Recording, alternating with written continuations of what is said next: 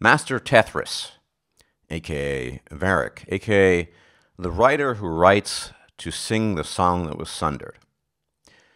Varic is a likable character. I think he always was, and he remains so. But of all the characters present in the game, he's the one that afforded the greatest possibility of character development, going from A to B, or perhaps even C, because we know him and we played with him, alongside him rather, in Dragon Age 2. Instead of actual character development, however, we see what I might call more revelations of the character on the part of the character. Varic has a side to him that we don't see in Dragon Age 2, that is this I'm racked by guilt side, this sense of conscientiousness regarding his actions, and a sense of responsibility, and a sense of guilt. He's someone who, in many different ways, for many different reasons, feels guilty about various things that have taken place. But we don't see real character development unless, of course, this was not having not seen this side to any great extent in Dragon Age 2.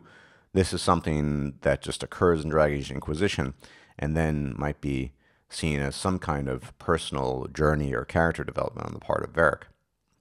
But Varic, of course, is likable. He kind of gets along with everyone. You can see it in most of the decisions you make in the game. He supports with a slight approval both an alliance with the Magus and the Templars. Little things you do. If you proclaim yourself the Dwarf Herald of Andraste, he gives you slight approval.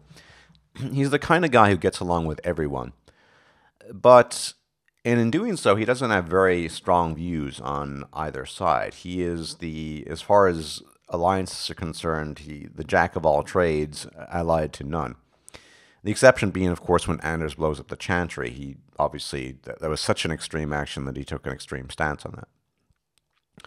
But it's very interesting in the beginning of the game when you speak to Varic and he said, well, why are you still here? There's no reason to be.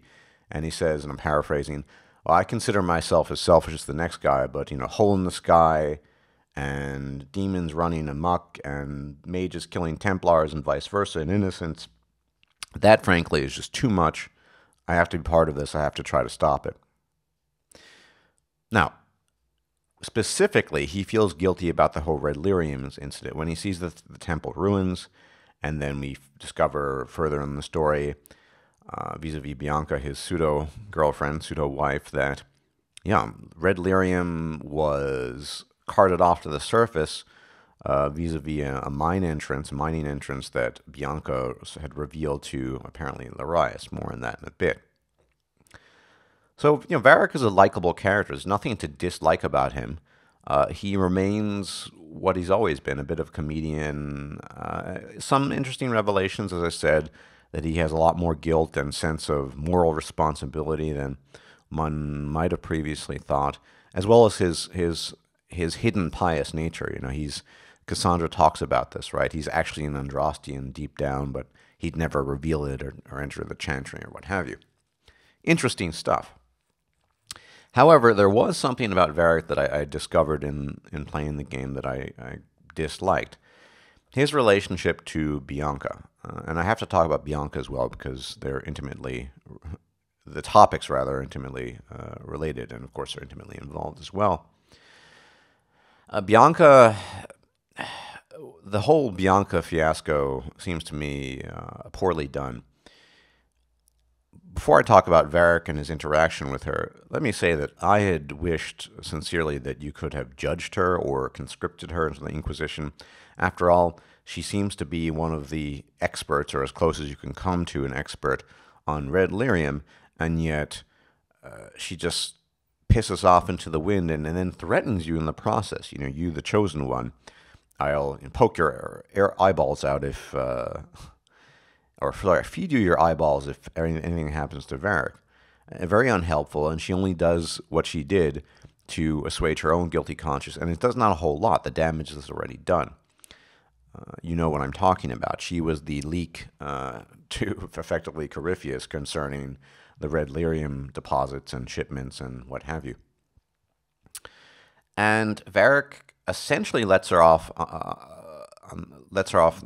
without so much as a murmur. Well, he does murmur a bit, but she's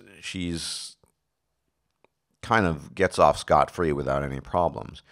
And what I see here, and this is of course only my interpretation, is in continuity in his relationship with this dwarf woman. That is to say, she has repeatedly done him wrong, and yet he simply accepts it. In modern internet speak, he might be referred to as a simp. We know from dialogue and other revelations that apparently they were set to get married. She stood him up and ended up getting married to someone of a higher caste or clan. And this was all, of course, arranged. And he just accepted it, and they still have relations, and she's never really reliable towards him, although presumably she did build Bianca the crossbow. And he's still hankering for her. He's still pining away for her. And it's quite sad. I mean, he should have been given an opportunity to move on. What an opportunity that would have been for a female dwarf, for example, as Varic as a romanceable option. You know, finally moving past Bianca. That would have been fantastic. You know, all this struggle, the 15 years of connections, and the realization that he's been essentially fucked over every time, and that she cares about him perhaps, but not enough to make a difference in his life, and that he's repeatedly having to shoulder the responsibility for her actions, and it's eating away at him. And he realizes, I have to make a clean break. And there you have the female dwarf inquisitor, and it could be, you know, a female dwarf only option, just as Solus is a female elf only option. Why not? That would have been really interesting.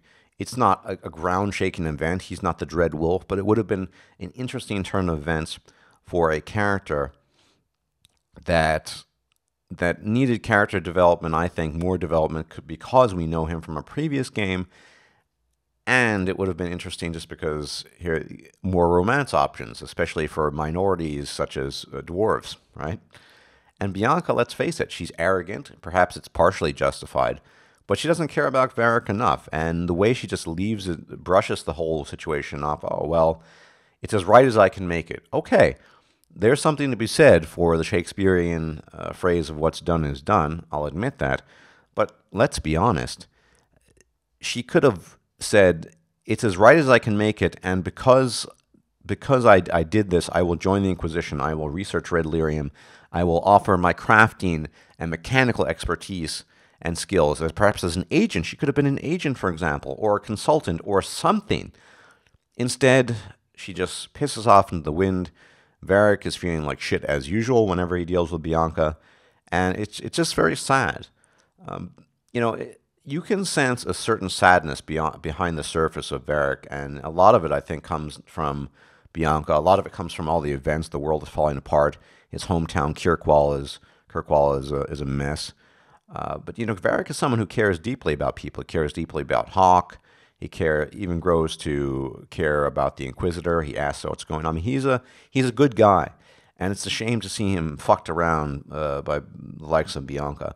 As skillful she might be an artificer, I don't like her character, and I wish they could have done more with it. But you know, that's just my take. So I mean, there could have been a lot more done with Varic as a character in terms of the romance options, in terms of personal development. Even if it hadn't been a romance option, you might have a cutscene dialogue with him where you talk about Bianca and you say, Varic, I know this hurts, but you need to make a clean break. Bianca's no good to you, or what have you.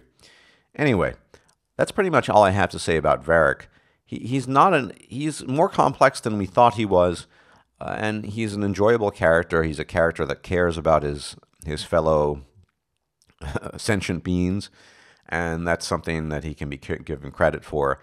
His simpish attitude towards Bianca is regrettable and unfortunate, and they could have done a lot more with that story and with Bianca in general, but there you have it. That's my take on Varic. Not an overly complex analysis, I'll grant you that, but I don't think there was that much complexity going on with Varic, apart from the revelation. So thanks for watching, and I shall see you for the next companion discussion. Bye-bye.